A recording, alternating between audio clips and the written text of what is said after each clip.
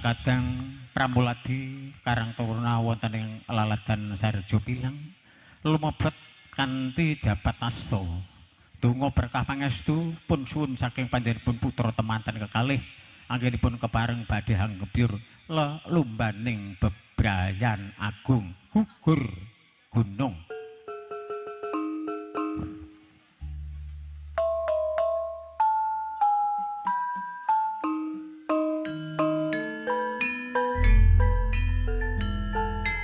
Katur kunjung saking panjenenganipun Karang Taruna Dukuh Sarjo Pilang kepareng lumebet wonten sasana parigyan tangkep asta dumateng putra temanten kekalih.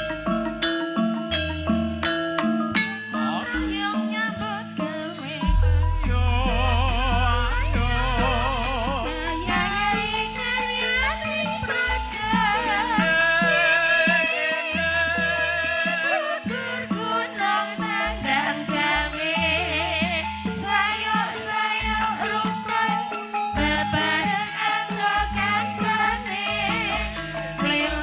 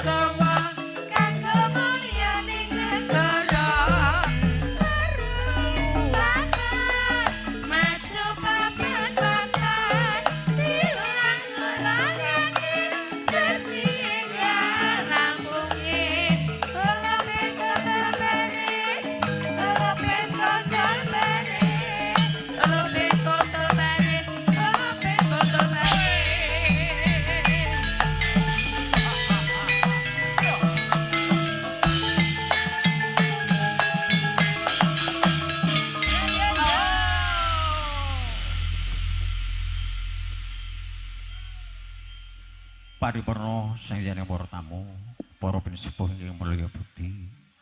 Kala wau lumebetipun saking panjenenganipun Kadang Kaliman Kadang Pramuni wonten ing Laledan Sarirejo Bilang.